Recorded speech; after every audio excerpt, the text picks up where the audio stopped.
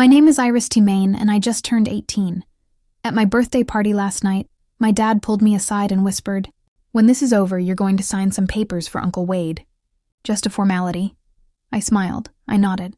Then I walked into the kitchen, opened my laptop, and quietly transferred my entire multi-million-dollar inheritance from my grandparents into an irrevocable trust just as a precaution. Before I tell you what happened next, make sure you hit subscribe right now, because this story only gets more intense from here.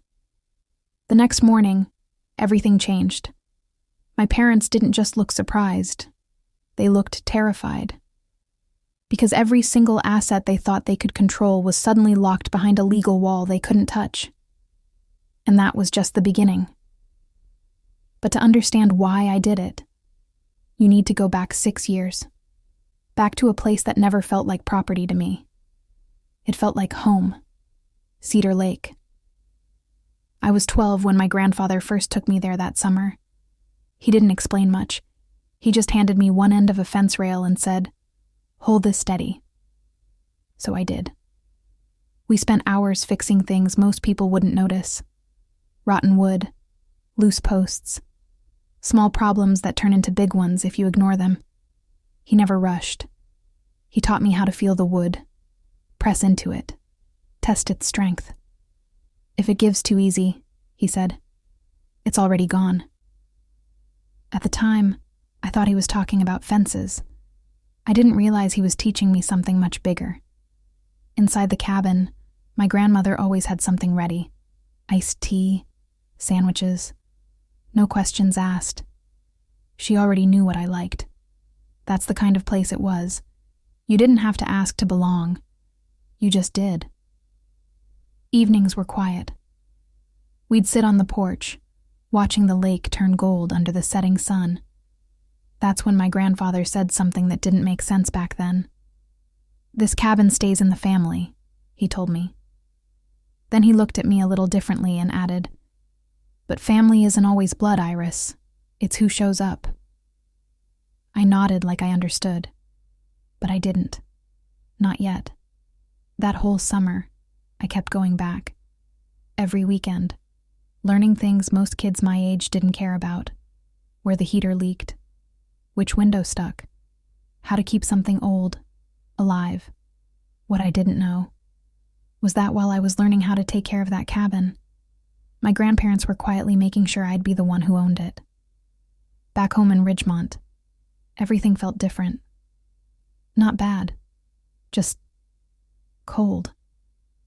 Our house was fine, but it didn't feel like Cedar Lake. It didn't feel like something built with love. It felt managed. At dinner one night, my dad brought up the cabin, just casually, like it didn't matter. "That place is losing value," he said, cutting into his steak. "We should sell it."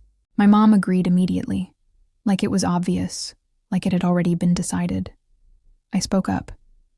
"Grandpa said it stays in the family." My dad laughed, not in a kind way, in a way that told me my opinion didn't matter.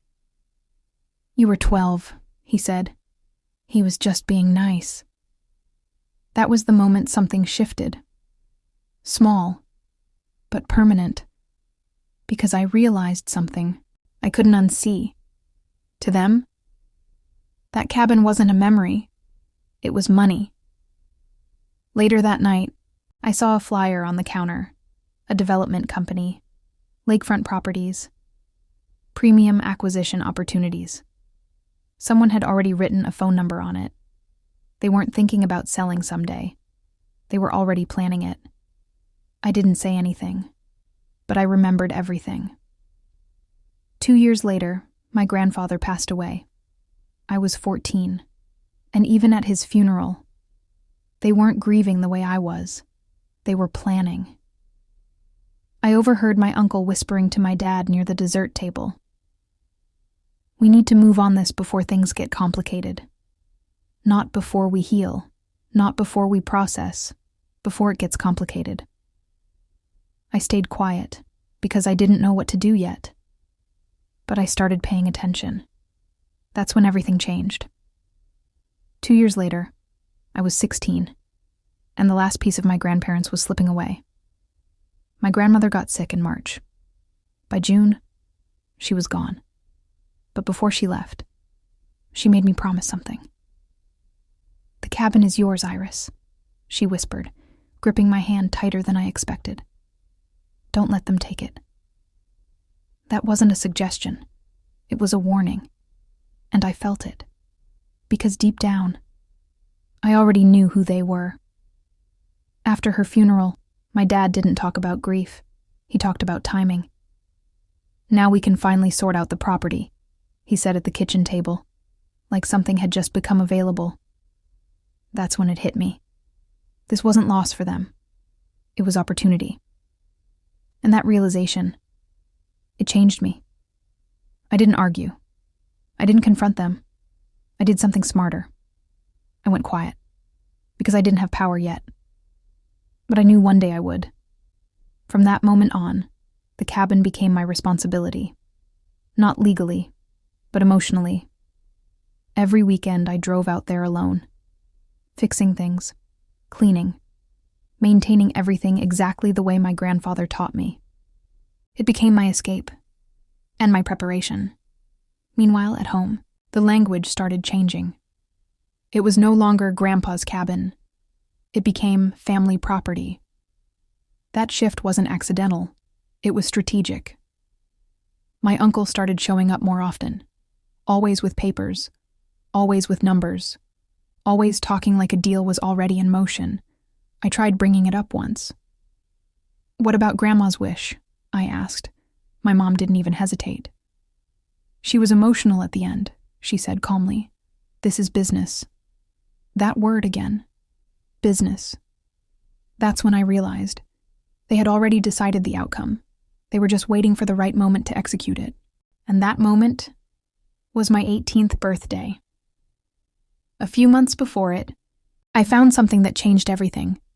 I was cleaning the cabin, like I always did, going through an old closet, when I found an envelope hidden behind folded blankets.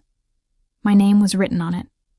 Inside, just a business card, an attorney, Margaret Caldwell, and beneath her name, T-Main Family Trust. I didn't call right away, but I didn't ignore it either, because something about it felt intentional, like it was meant for me. Then one night, she called me first. "Iris," she said, calm and precise. "I was your grandparents' attorney. We need to talk before your birthday." That's when everything started moving fast. When I met her, she laid it all out. 6 years earlier, my grandparents had created an irrevocable trust. The cabin, the savings, the investments, everything was already protected, and I was the only beneficiary. My dad and uncle, they had zero claim. Nothing. Not legally. Not ever. I remember sitting there, barely breathing, because suddenly, everything made sense. The lessons, the weekends, the promise. They weren't random. They were preparing me. But then Margaret said something that changed the entire situation. "Someone has been checking the title recently." That's when I started listening more carefully at home. And what I heard confirmed everything. One night, I overheard my uncle in the garage. He'd already signed a deal. $450,000. For property he didn't even own. He had a plan too. File a quitclaim deed. Push it through before I turned 18. Sell it fast. Done. And me? I'd get $50,000. Like a consolation prize. That was the moment everything locked into place. They weren't just planning to sell it. They were planning to take it. And that's when I made my decision. I wasn't going to argue. I wasn't going to warn them. I was going to let them believe they were winning. Because sometimes, the strongest move isn't stopping someone. It's letting them walk straight into a wall they never saw coming. The night before my 18th birthday, everything went quiet. Too quiet. The house felt normal on the surface. Dinner, small talk. My dad even joked about the party the next day. But underneath, I knew exactly what was coming. And so did they. They just thought they were in control. At 11:50 p.m., I closed my bedroom door and opened my laptop. Margaret was already on the call, calm as ever. "Ready?" she asked. I took a breath. "Ready." Then the clock hit midnight, and just like that, everything changed. I signed one document. That's all it took. One signature and the entire trust officially became mine. Not theirs, not shared, mine. Margaret nodded. "Tomorrow morning we file first." That was the key. Timing. Because if we moved first, their entire plan would collapse. The next morning looked normal. Too normal. My dad grabbed his keys. My uncle held his folder. Confident. Relaxed. Like this was just another easy deal. "Back by lunch," my dad said. I just looked at him and said, "Good luck." Something in my voice made him pause, but not long enough. By 8 a.m., Margaret was already at the county office. Documents filed, property locked, legally frozen. There was nothing left for them to take. At 9:05, they walked in with their paperwork. At 9:06, everything fell apart. The clerk checked the system, paused, then said the words that ended it all. "I can't record this, because the property was never theirs to begin with, and in that moment, the plan they spent months building collapsed in seconds. That's when they realized something they never expected. I wasn't the one they could control anymore. I was the one who already won.